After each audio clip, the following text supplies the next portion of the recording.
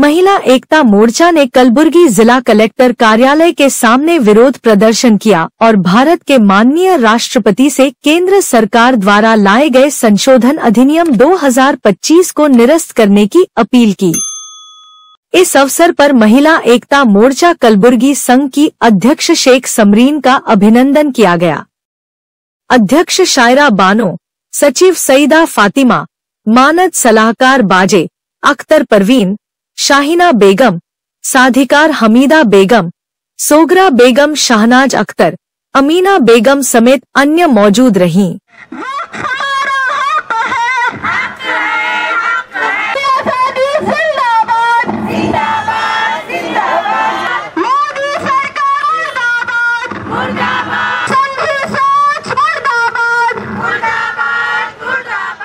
आज हम यहाँ पर मोदी जी को बताने के लिए बैठे हैं कि मोदी जी कुछ भी कर लो, लेकिन है नहीं, हमारा हक तो नहीं ले सकते आप, और हमारा हक हम खुद लेके रहेंगे।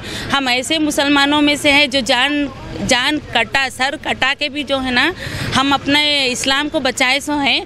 आज भी जो है ना हम वैसे ही निकले से हैं, पर्दा पहन के गोशे पर्दे के साथ निकले हैं। हमारा हक हम लेके रहेंगे। आप कुछ भी नहीं कर सकते, जो भी है आप रिजेक्ट कर सकते बिल हमारा, और हमारा हक हम आपको दे सकते। नाम सैयदा तहनीत फातिमा है, मैं महिला एकता मंच से वर्किंग प्रेसिडेंट हूँ। जैसा कि हम सबको पता है कि मोदी सरकार एक एंटी कॉन्स्टिट्यूशनल बिल लेके आई है जिसका नाम है वक्फ अमेंडमेंट एक्ट। इसको हम रिजेक्ट करते हैं। आज उसी के चलते महिला मंच की तरफ से आज एक प्रोटेस्ट किया जा रहा है, एक धरना प्रदर्शन किया जा रहा है जिसमें हम औरतें इस बिल को रिजेक्ट करते हैं। मोदी सरकार को मैं ये बोलना चाहती हूँ कि अगर ये मुल्क माता है, अगर ये हमारा जो इंडिया है, अगर हम इसे अपनी माता मानते हैं तो कॉन्स्टिट्यूशन इसका बाप है और हम अपनी माता को कभी विधवा नहीं होने देंगे। तो इस बात को आप समझ लीजिए। मोदी सरकार को मैं ये कहना चाहूँगी कि इस बिल को हम कभी लागू नहीं होने देंगे, मरते दम तक हम इसके खिलाफ ही खड़े रहेंगे। मेरा नाम मदीहा रज़ा है और आज हम यहाँ पे यूथ फेडरेशन को रिप्रेजेंट कर रहे हैं। कहीं ना कहीं मोदी जी तुम मुसलमानों का मुंह मार रहे हैं। हम ये बिल हर किस्त बिल हम ये पास होने के लिए नहीं देंगे मोदी जी। ये अगर आप हम लोगों को इतना करने का रहा तो 2024 से लेकर 2019 तक करना था। 2019 से लेकर 2024 तक आप करना था ये बिल।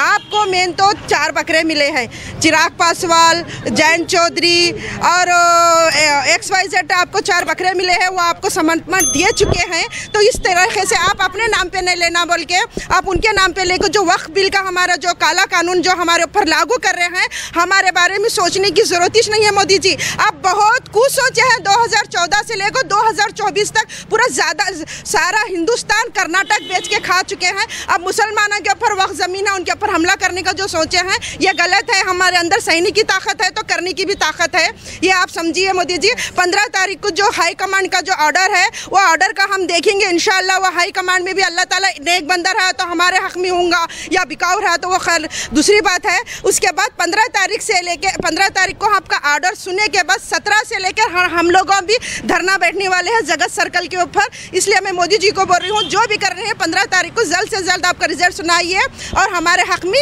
ये बिल पास कीजिए। महिला एकता मोर्चा इन्होंने आज एक सत्याग्रह के नाम से यहाँ पर प्रोटेस्ट रखा है। ये एक धरना प्रदर्शन है। तो मैं बता दूं इसका बैकग्राउंड क्या है। ये मुल्क जो रानी लक्ष्मीबाई का है, ये वही कर्नाटका है जो रानी चन्नम्मा का है। ये वो मुल्क है जिसके फ्रीडम मूवमेंट में औरतों का एक बहुत बड़ा कंट्रीब्यूशन है। ये वही मुल्क है जिसकी तरक्की में आज पायलट से लेके कमांडर तक और प्रेसिडेंट से लेके गवर्नर तक औरतों ने अपना योगदान दिया है। आज जब वक्फ एक काला कानून जो कि मोदी गवर्नमेंट या मोदी हुकूमत जिसका हमेशा से काम रहा है लोगों के खिलाफ कानून बनाना या माइनॉरिटीज़ को अटैक करना या इस मुल्क की जो जनता है आम सिटीजन से उनको कमज़ोर करना, चाहे आप किसानों को देख सकते हैं, आप खिलाड़ियों को देख सकते हैं और आप देख सकते हैं कि इलेक्शन जीतने के लिए किस किस तरीके के पैंतरे इस मुल्क में किए जाते हैं। तो मैं बता दूं अभी ये जो काला कानून आया और इस मुल्क भर में मुसलमानों ने इसका विरोध किया, लेकिन सिर्फ ये गलत है कि मुसलमानों ने विरोध किया। आज हमारे सिख आज हमारी क्रिश्चियन कम्युनिटी, आज हमारे बुद्धिस्ट, आज हमारा यूथ, आज हमारी वुमेन्स, आज हम सब यूनाइट हैं। एक बहुत अच्छी चीज़ हो जाती है, जब जब काले कानून आते हैं इस मुल्क की ज़मीन को ये तो पता चल जाता है कि आज भी 140 करोड़ जनता एक है। बहरहाल, तो आज इसके खिलाफ, ये वक्फ के एक्ट के खिलाफ यहाँ पे एक धरना है। इस तरीके के धरने होते रहेंगे, हम लोग यूनाइट होते रहेंगे, क्योंकि हमारी आइडेंटिटी है कि हम इंडियन हैं, हम भारतीय हैं, हम हिंदुस्तानी हैं। हमारी यही पहचान है जिसने आज हमको एक कर दिया है।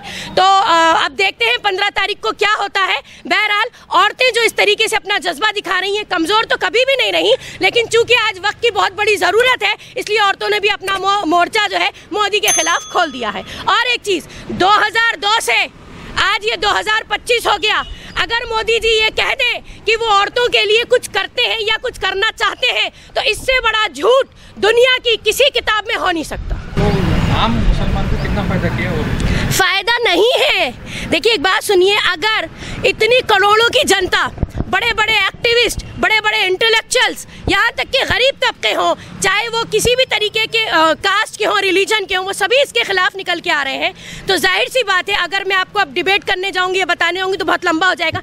ये जो वक्फ का एक कानून है, इसको 2 मिनट में इस तरह समझ लेते हैं कि हर बार जब मोदी गवर्नमेंट को करप्शन करना होता है, वो किसी ना किसी चीज़ पे अटैक करते हैं। तो इस बार अब बारी जो है वो मुसलमानों के रिलीजियस वक्फ बोर्ड के ऊपर है। ये कंप्लीटली कानून के खिलाफ, ये कंप्लीटली इंसानियत के खिलाफ, ये मुसलमानों के हक पर एक बहुत बड़ा डाका है।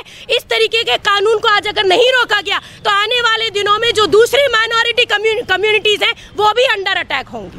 क्या कॉर्पोरेशन में ये वक्फ बोर्ड में आप करप्शन नहीं हो रहा आपका? देखिए, अच्छा ठीक है, इसका भी जवाब 2 मिनट में दे देती हूँ। जी हाँ, करप्शन ये बताइए कि हिंदुस्तान में कहाँ नहीं हो रहा। पार्लियामेंट में बैठे हुए 545 लोग जो बैठे हुए हैं और 100 करोड़ की जनता को कंट्रोल करते हैं, वो करप्ट नहीं है? उसमें से अगर आप निकालने आएंगे तो 150-200 तो ऐसे जिनके ऊपर मर्डर और रेप के चार्जेस है, और वो मुल्क में पार्लियामेंट में सीट लेके बैठे हुए हैं। ऐसे कैंडिडेट्स को टिकट दे दिया जाता है जिनके खिलाफ पुलिस में बड़ी बड़ी FIR लिखी होती है। तो गुंडे बदमाश अगर इस मुल्क को चला रहे हैं और रिप्रेजेंटेशन दे रहे हैं, इससे बड़ा करप्शन क्या होगा? अगर किसी भी जगह करप्शन होता है तो फिर ये बोर्ड का मामला था, ये एक इंटरनल मामला था। और अगर ये फेवरेबल गवर्नमेंट होती और अगर ये हित की बात करने वाली गवर्नमेंट होती, जो कि झूठ है, मोदी और बीजेपी हित की बात करें, मैं समझती हूँ इससे बड़ा जोक कोई नहीं हो सकता।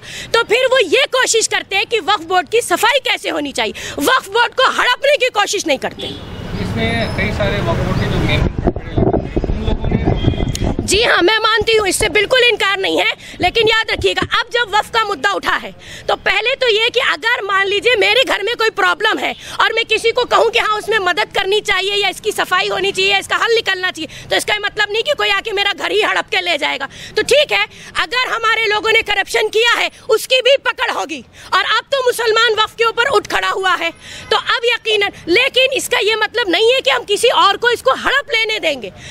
छोटा मोटा करप्शन हर जगह होता है, ये एक इंसानी नेचर भी होता है, और यकीनन इसको हम कंडम करते हैं, इसको भी सही इसका करेक्शन होना चाहिए। देखिए, एक बात सुनिए, ऐसा कभी नहीं है कि वक्फ के करप्शन के खिलाफ आवाज़ नहीं उठी है। सालों से जहाँ जहाँ वक्फ के बोर्ड रहे हैं, अगर 4 लोग चोर रहे हैं तो 10 लोग निगरानी करने वाले भी रहे। और ये चीज़ आज सालों से, ये वक्फ कोई 50-100 साल का मामला तो नहीं है, ये तो हज़ारों साल का मामला है। तो मुझे बताइए कि अगर पूरा करप्शन ही करप्शन था तो फिर मस्जिद की कमेटी, यतीम खाने, यतीम बच्चे और हमारे कब्रिस्तान और वेलफेयर के काम और इसके ऊपर जो माइनॉरिटी को बहुत कुछ फ़ायदा मिल जाता, वो सब कैसे हो रहा था? ठीक है, करप्शन है, इसमें बड़े बड़े लोग शामिल हैं, उनका भी हिसाब किताब होगा। एक वक्त आएगा कि वो भी पकड़े जाएंगे, अकाउंटेबिलिटी होगी। लेकिन अभी फ़िलहाल जो बड़ा मुद्दा है वो ये कि एक साथ कोई इस पूरी वक्फ की ज़मीनों को हड़प लेना चाहे, अपने लिए इस्तेमाल कर लेना चाहे। मोदी जी सोच रहे हैं कि वक्फ की ज़मीनों को बेच के आगे इलेक्शन जीतेंगे, ये हम नहीं होने देंगे। आप लोग किसी मस्जिद मंदिर में कन्वर्ट हुए, कई सारे मस्जिद मंदिर में कन्वर्ट हुए, कई सारे मस्जिद हिंदुओं के कब्जे में है जी, इसके खिलाफ अब तक आवाज़ क्यों नहीं? देखिए, एक बात सुने, अगर कोई कब्जा करके उसका मिसयूज़ कर रहा है, आवाज़ उठती है। लेकिन होता क्या है कि आज ये आवाज़ पूरे मुल्क को सुनाई दे रही है, वरना ये हो रहा था कि अंदर ही अंदर इस पे काम चल रहा था, काम होता रहता है, ऐसा नहीं है। और ये कि करप्शन अगर 20% है तो फ़ायदा कहीं ना कहीं 40-50% का रहता है। लेकिन आप उस करप्शन को मोदी के करप्शन से इसलिए नहीं जोड़ सकते क्योंकि मोदी एक पूरी कम्युनिटी को अटैक कर रहे हैं जानबूझकर, इंटेंशनली। इसलिए लड़ाई पहले मोदी से और उनकी आरएसएस सोच से है। बाकी अंदर के जो मामला थे डेफिनेटली आज बहुत लोग अवेयर भी हो गए, इससे ज़रूर उसका करेक्शन होगा। ये कम्युनिटी ऑलरेडी एक है, लेकिन हाँ एक चीज़ में तो मोदी जी का शुक्रिया करना पड़ेगा, जब जब ये कुछ काला काम करते हैं तो पूरा हिंदुस्तान ही एक हो जाता है। आज मुस्लिम कम्युनिटी नहीं, मुस्लिम कम्युनिटी के साथ आप देख सकते हैं दूसरी कम्युनिटी। अभी 3 दिन पहले गुलबर्गा की सरजमीन विटनेस है इस बात की कि जो आपका मजमा जमा हुआ पीर बंगाली मैदान में, कौन सी ऐसी ऑर्गेनाइजेशन थी, कौन से ऐसे रिलीजन के रिप्रेजेंटेटिव थे जो वहाँ नहीं बैठे थे। आज क्रिश्चियन, बुद्धिस्ट, जैन हमारा साथ दे रहे हैं, सिख हमारा साथ दे रहे हैं, औरतें निकल आई हैं, यूथ निकल आया है, पढ़ा लिखा जाहिल सब तबका एक हो गया है। स्टेज पे तो कई सारे कब्जा करने वाले भी बैठे थे। हाँ बैठे थे। उसके बारे में क्या? नहीं, मैं उसके बारे में इसलिए कुछ नहीं बोलना चाहूँगी। देखिए एक बात सुनिए, कुछ चीज़ें जो हैं वो अनएथिकल होती हैं। मैं जानती हूँ कि चोर कौन है या चोरी हुई है, लेकिन अभी मुद्दा क्या है? मुद्दा अभी चोर को पकड़ने का नहीं है, मुद्दा है अभी उन लोगों को पकड़ने का जो गलत तरीके से उसको खा जाना चाह रहे हैं, उसको कब्जा करना चाह रहे हैं।